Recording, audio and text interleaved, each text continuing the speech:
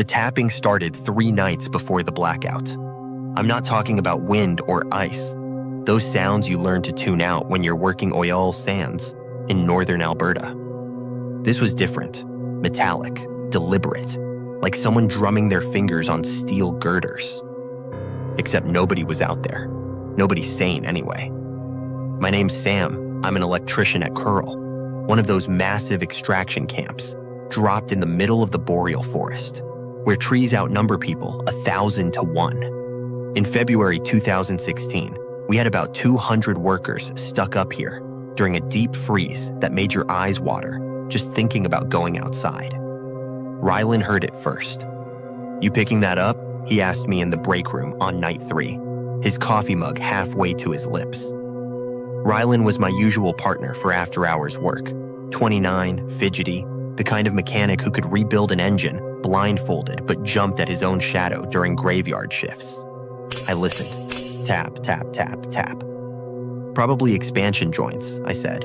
"Gets cold enough, metal does weird things." "That's not expansion joints." He set his mug down, sloshing coffee onto the table. "That's rhythmic. That's you working too many nights in a row." He didn't laugh. Rylan never laughed at my jokes, which should have told me something about the quality of my material, or maybe about how seriously he took weird noises in the dark. The thing is, I heard it too, and it was weird. The power died at 11:47 p.m. One second I'm torquing down a panel box, next second, nothing. Complete black, the kind of darkness that makes you forget where your own hands are. Emergency lighting kicked in after 5 seconds that felt like 5 minutes, bathing everything in that sickly red glow that makes everyone look either exhausted or ill. The backup generators should have roared to life. They didn't. "Sam?" Rylan's voice cracked across the maintenance bay. "Sam, what the heck?" "Stay put. I'm checking the board." I made my way to the electrical room, boots echoing on concrete. Every system was dark, except the battery backups, which meant the main feed was gone. Outside, the camp was a graveyard of dormant lights stretching toward the tree line. And that's when I heard it again. Tap, tap, tap, tap. Closer now, coming from outside. "Tell me you heard that," Rylan said behind me. I hadn't heard him follow. "Yeah." "So what do we do?" I grabbed my parka from the hook. "We checked the substation." "Are you out of your mind? It's -40 out there." -38, actually. I zipped up, already feeling the cold seeping through the walls. "And if we don't get power back, the heat dies in 2 hours. You want to freeze with 200 other guys, or you want to fix it?" He stared at me like I just suggested we go swimming. But he grabbed his gear. The substation sat about 200 meters from the main camp, surrounded by chain link fence and warning signs that basically said, "Touch anything and face serious consequences." The storm had been building all evening. Not a blizzard yet, but working on it. Snow swirled in the red emergency lights like static on an old TV. We crunched through knee-deep drifts, our headlamps cutting weak tunnels through the dark. The forest pressed close on 3 sides, black spruce and jack pine forming walls that swallowed sound. "I hate this," Rylan muttered. "I hate night shifts. I hate winter. I hate... Save it. We're here." The substation gate hung open. Not broken, just open. Like someone had unlocked it and walked through. "That's not right," I said. "Nothing about this is right." Rylan's breath came in quick puffs. "The gate's always locked, always." I should have turned around, should have radioed camp, gotten more people, done literally anything except what I did next. I went through the gate. The substation looked normal at first. Transformers squatting like sleeping dinosaurs, insulators gleaming with ice, everything coated in frost. Then my light swept across the main disconnect. Someone had thrown it, manually, from the inside. "Good grief," Rylan whispered. "Who would—" The tapping started again, right behind us. The tapping started 3 nights before the blackout. I'm not talking about wind or ice. Those sounds you learn to tune out when you're working oil sands in northern Alberta. This was different, metallic, deliberate, like someone drumming their fingers on steel girders. Except nobody was out there. Nobody sane, anyway. My name's Sam. I'm an electrician at Curl, one of those massive extraction camps dropped in the middle of the boreal forest, where trees outnumber people 1,000 to 1. In February 2016, we had about 200 workers stuck up here during a deep freeze that made your eyes water just thinking about going outside. Rylan heard it first. "You picking that up?" he asked me in the break room on night 3, his coffee mug halfway to his lips. Rylan was my usual partner for after-hours work, 29, fidgety, the kind of mechanic who could rebuild an engine blindfolded but jumped at his own shadow during graveyard shifts. I listened. Tap, tap, tap, tap. "Probably expansion joints," I said. "Gets cold enough, metal does weird things." "That's not expansion joints." He set his mug down, sloshing coffee onto the table. "That's rhythmic. That's you working too many nights in a row." He didn't laugh. Rylan never laughed at my jokes, which should have told me something about the quality of my material, or maybe about how seriously he took weird noises in the dark. The thing is, I heard it too, and it was weird. The power died at 11:47 p.m. One second I'm torquing down a panel box, next second, nothing. Complete black, the kind of darkness that makes you forget where your own hands are. Emergency lighting kicked in after 5 seconds. That felt like 5 minutes, bathing everything in that sickly red glow that makes everyone look either exhausted or ill. The backup generators should have roared to life. They didn't. "Sam?" Rylan's voice cracked across the maintenance bay. "Sam, what the heck?" "Stay put. I'm checking the board." I made my way to the electrical room, boots echoing on concrete. Every system was dark, except the battery backups, which meant the main feed was gone. Outside, the camp was a graveyard of dormant lights stretching toward the tree line. And that's when I heard it again. Tap, tap, tap, tap. Closer now, coming from outside. "Tell me you heard that," Rylan said behind me. I hadn't heard him follow. "Yeah." "So what do we do?" I grabbed my parka from the hook. "We checked the substation." "Are you out of your mind? It's -40 out there." -38, actually. I zipped up, already feeling the cold seeping through the walls. "And if we don't get power back, the heat dies in 2 hours. You want to freeze with 200 other guys, or you want to fix it?" He stared at me like I just suggested we go swimming. But he grabbed his gear.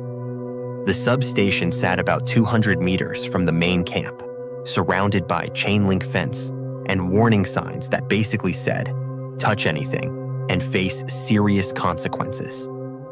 The storm had been building all evening. Not a blizzard yet, but working on it. Snow swirled in the red emergency lights like static on an old TV. We crunched through knee-deep drifts, our headlamps cutting weak tunnels through the dark. The forest pressed close on 3 sides, black spruce and jack pine forming walls that swallowed sound. "I hate this," Rylan muttered. "I hate night shifts. I hate winter. I hate...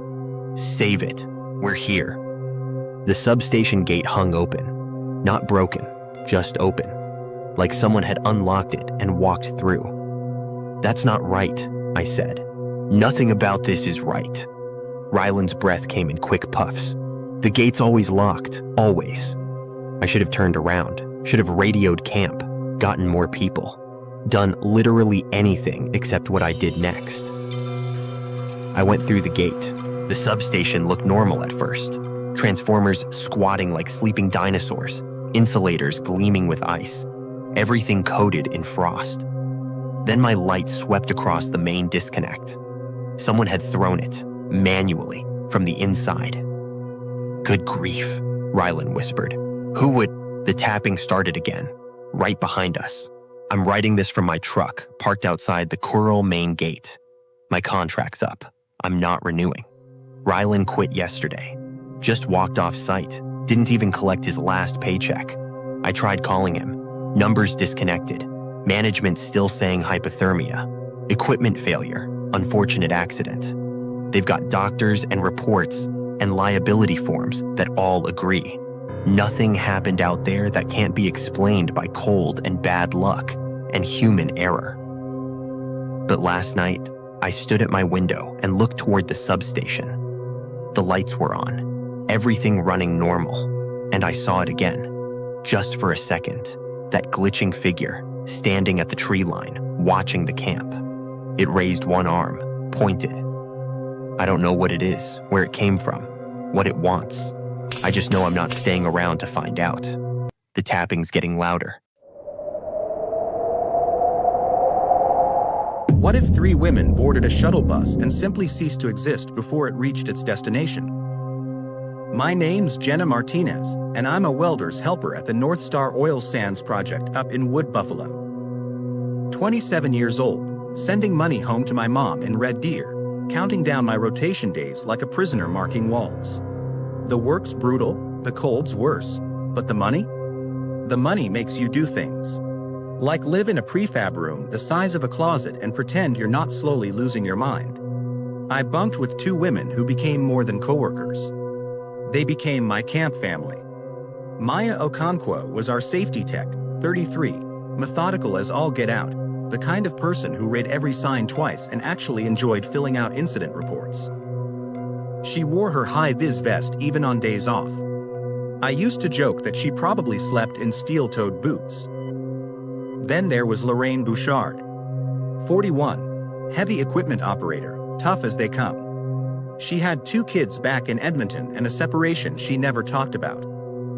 Lorraine could outwork any guy on site and made sure they knew it. She had this laugh, loud, unapologetic, that echoed across the mess hall.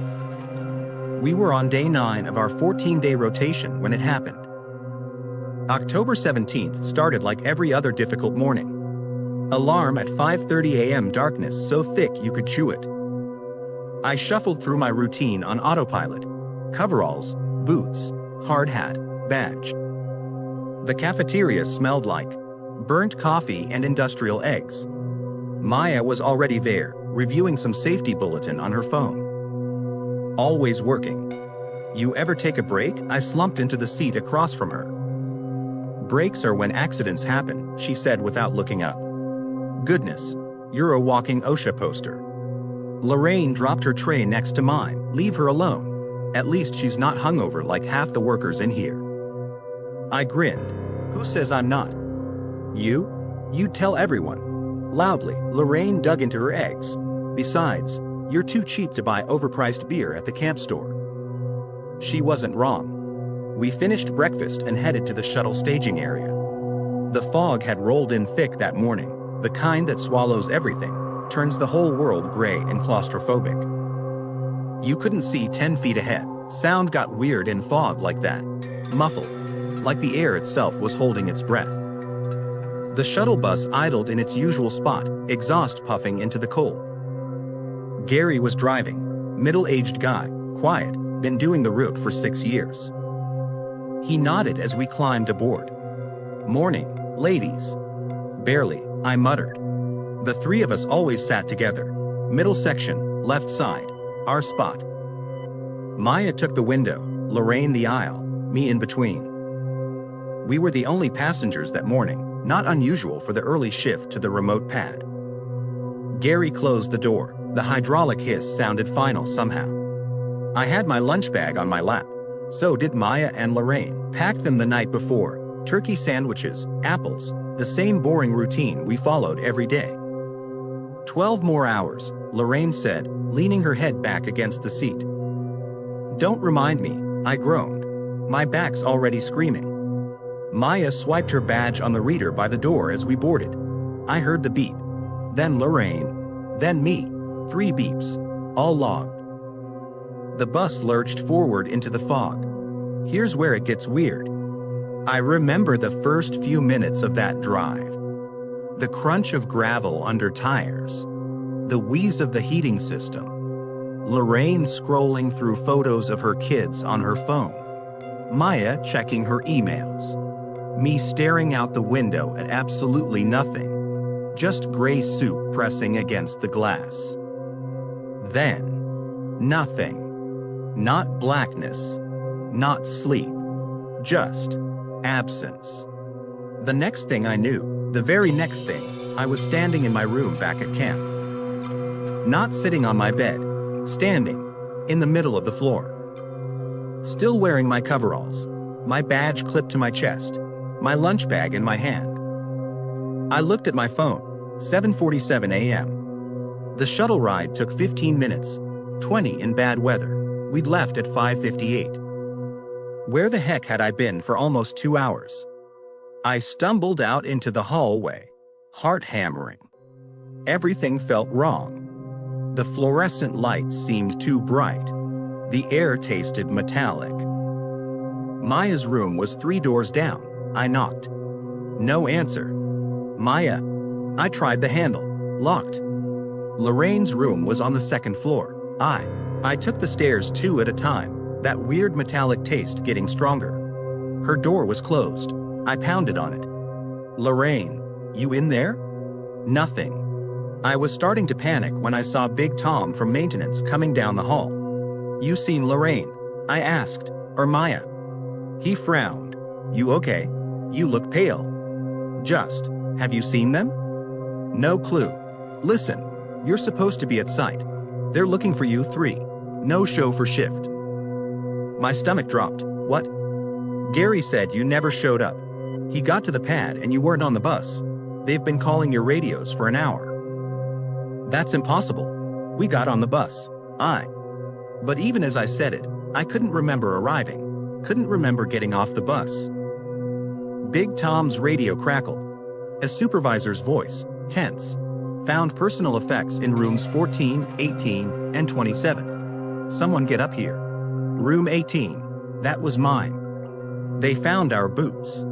All 3 pairs, neatly placed beside our beds. The same boots we'd been wearing when we boarded the shuttle. I looked down at my feet. I was wearing mine. What in the world? The supervisor muttered, staring at the boots in my room. Then at my feet. Then at the boots again. What kind of situation is this? It's not a situation, I said. My voice sounded distant, like someone else was speaking. I don't know what's happening. They pulled the security footage. Clear as day. 3 women boarding the shuttle at 5:58 a.m. Badge swipes logged. Jenna Martinez, Maya Okonkwo, Lorraine Bouchard. The camera caught us sitting down in our usual seats. But they never showed us getting off. Because the footage at the worksite, from the camera that recorded every arriving vehicle, showed the shuttle pulling up at 6:17 a.m. Gary opened the doors. Got off alone. The seats where we'd been sitting, empty. Our lunch bags sitting there like memorial offerings. They searched the entire camp, every building, every vehicle, every supply closet. Dogs, drones, the works. Nothing. Maya and Lorraine were just gone. But I was here, standing in a supervisor's office, being asked questions I couldn't answer. Did you get off the bus at any point? No. Did you see the other women leave? No, I don't remember anything after we started driving. Substances? Medical condition? Some kind of prank? No number, no asterisk. They didn't believe me. Heck, I didn't believe me. The company brought in investigators. RCMP. Everyone had theories. Exposure psychosis, carbon monoxide, elaborate walkout. But none of it explained the boots, or the badge logs, or the security footage. Or why I could remember boarding the bus but nothing else until I was standing in my room. They sent me home after 3 days, paid leave pending investigation. I packed my stuff in a daze, walked past Maya's room, past Lorraine's. Their doors had been sealed with security tape.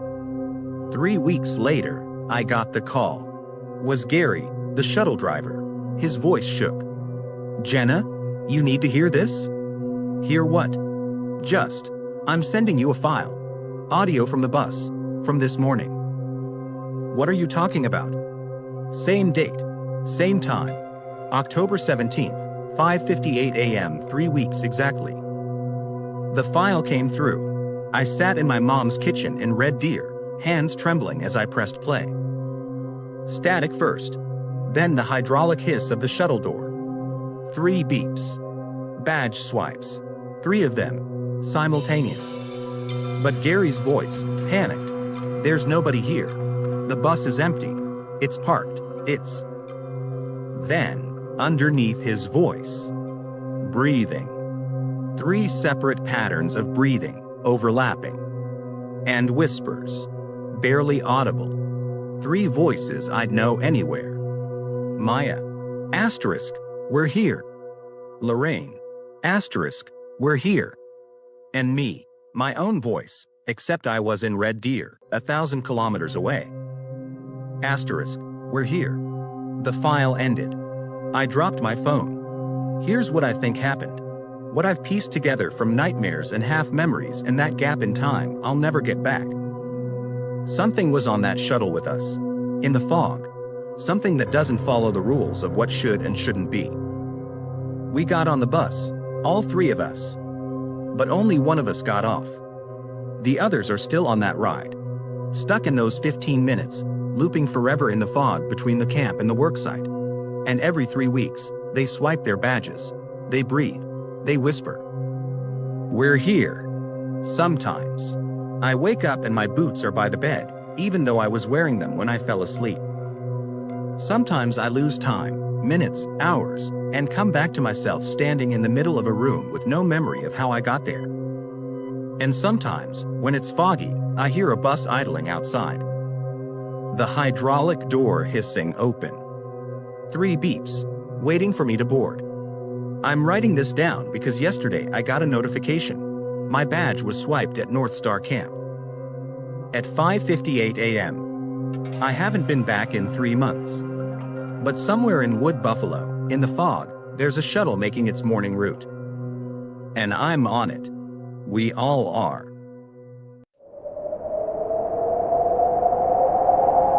What if the isolation isn't what's driving you crazy?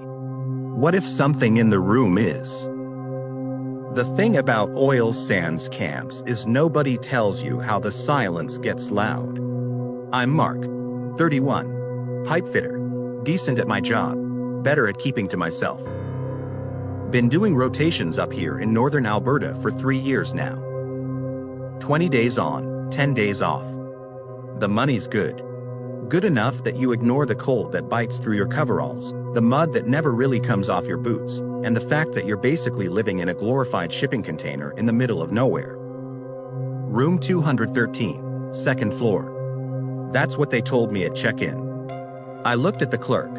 This kid who couldn't have been more than 22, with acne scars and tired eyes. 2nd floor? Yeah, man. Up the stairs, hang a left. I took my key card and headed up. The camp was one of those prefab jobs. Long hallways that smelled like industrial cleaner and microwaved meals. Beige walls. Fluorescent lights that hummed just wrong enough to notice. My boots echoed on the thin carpet. Room 213 was at the end of the hall. I swiped my card.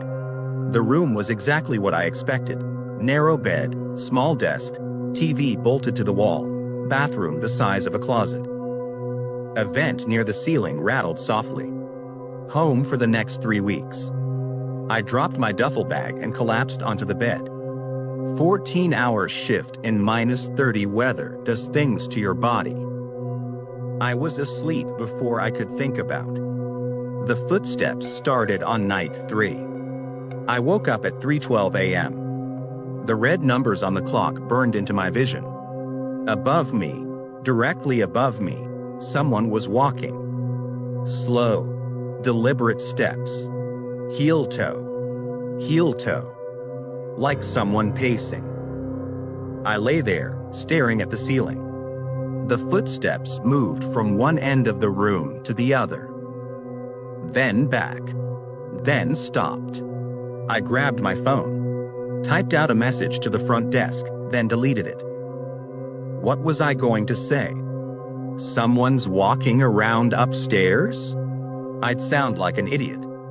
The thing is, I was pretty sure this was the top floor. At breakfast, I sat with Davy and Connor, two other fitters from my crew. Davy was shoveling scrambled eggs into his face like he'd never seen food before. "You guys know if there's a third floor?" I asked. Davy looked at me like I'd grown a second head. "What? Like, above the second floor? Is there another level?" Connor shook his head. "Nah, man. Just the two. Why?" "Thought I heard someone walking around last night, above my room." "Probably pipes," Davy said. "These places creak like crazy. Expansion, contraction, all that. Gets cold as heck at night." I nodded. "Yeah, pipes. That made sense. Except pipes don't walk at a steady rhythm." Night 4, 3:12 a.m. again. The footsteps. Same pattern. Same slow, methodical pacing. This time, I got up, walked to the door, opened it and looked down the empty hallway. Nothing. The lights hummed. The exit sign at the far. The end glowed red. I went back inside and stood on my bed, pressing my hand against the ceiling. It was solid, not hollow, not an attic space. Just ceiling. I didn't sleep the rest of the night. Work was a blur. I dropped a wrench twice, nearly cross-threaded a coupling. My supervisor, Rick, pulled me aside during lunch break. "You good, Mark?" "Yeah, just tired." "You look terrible." "I'm fine." He gave me that look, the one that said, "I don't believe you, but I'm not going to push it," and walked away. Night 7. That's when I saw him. I'd been lying in bed, staring at the ceiling, waiting. The footsteps came right on schedule, 3:12 a.m. Then they stopped. I sat up. There was a figure in my doorway. Not in the hallway. In my doorway. Inside the room. Just standing there. The light from the hallway should have illuminated him, but it didn't. He was just a shadow, shaped like a man. Tall. Shoulders too wide. I couldn't move, couldn't breathe. My hand reached for the lamp on the bedside table, but my fingers wouldn't cooperate. The shadow didn't move either. Just stood there, watching me. When I finally got the lamp on, the doorway was empty. I checked the door. Still locked. Chain still on. I started avoiding sleep. Coffee became my religion. 4, 5 cups a shift. Energy drinks. Anything to keep my eyes open. Because if I slept, I'd wake up at 3:12. And the footsteps would start. And sometimes, not every night, but enough. The shadow man would be standing there. By day 10, I was hearing other things. Voices in the vents. Whispers. I couldn't make out words, just the murmur of conversation. Like someone was having a meeting in the ductwork. Then the tapping started. Rhythmic. 3 taps. Pause. 3 taps. From inside the walls. Night 12. I heard crying. A woman, I think. Soft, muffled sobs coming from the bathroom vent. I stood in the bathroom doorway, listening. Hello? The crying stopped. I didn't shower for 2 days after that. Davy noticed at breakfast on day 14. Goodness, Mark, when's the last time you slept? I sleep. You look awful. Connor leaned in. You sick or something? You need to go see the medic? I'm fine. You're not fine, Davy said. You're shaking. I looked down at my hands. He was right. They were trembling. I shoved them under the table. Just need to get through the rotation, I said. Davy and Connor exchanged a glance. The kind that said this guy's losing it. They weren't wrong. I flew home on day 20. Never been so happy to see an airport in my life. Back in Calgary, everything stopped. No footsteps, no shadow man. No voices or crying or tapping. I slept for 16 hours straight. Woke up feeling like a human being again. My girlfriend, Sarah, noticed the change. You look better. Feel better. Rough rotation? Something like that. She didn't press.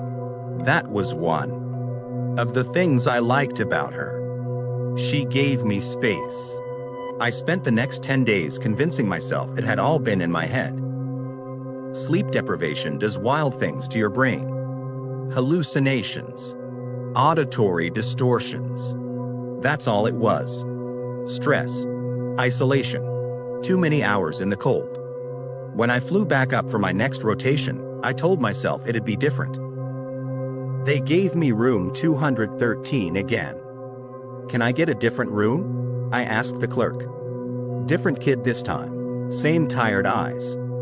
Full up. Man, you're lucky you got a single. I took the key card. At dinner, I ran into Connor. Davy wasn't with him. Where's Davy? Connor's expression went dark. Sent home. Stress leave. What happened? Dunno. He just lost it. Started yelling about the walls watching him or some wild thing. They put him on a plane the next day. Something cold settled in my stomach. What room was he in? 213. Same one you had. Why? I didn't answer. Just walked away. I went to the front desk after dinner. Who had room 213 before me, last rotation? The clerk, the first one, with the acne scars, looked uncomfortable. Why? Just curious. He chewed his lip, glanced at the computer screen. Guy named Thompson. Alan Thompson. What happened to him? Look, man, I'm not supposed to. What happened? He sighed. They found him in the room, completely broken down. Said things were coming through the vents. Said someone was in the room with him. Evacuated him out. Psychiatric evaluation, I think. My hands went cold. Did he hear footsteps? The clerk's eyes went wide. How did you? I didn't wait for him to finish. I turned and walked back to my room. I sat on the bed, staring at the walls. It wasn't just me. It was the room. Something about room 213. Something that got into your head. Or maybe something that was actually there. I didn't know which was worse. I thought about leaving. Going to my supervisor. Telling him I couldn't stay in this room. But then what? I'd be the third guy in a row to lose it in 213. They'd send me home. Probably flag my file. I'd lose my job. I needed this job. Needed the money. So I stayed. I'm writing this at 3:09 a.m. 3 minutes. The footsteps will start soon. I know they will. And maybe tonight, the shadow man will come back. Or the voices. Or something new. Something worse. I keep telling myself it's not real. That it's all in my head. Sleep deprivation. Isolation. Psychological breakdown. But if it's not real, why did Thompson hear the same things? Why did Davy? 3:10. The vent just rattled. 3:11. I hear something. Faint. Like breathing. 3:12. The footsteps. Directly above me. Heel toe. Heel toe. I look at the ceiling. It's solid. I know it's solid. But the footsteps keep moving. From one end of the room to the other and back. And then a knock. 3 taps on my door from the inside.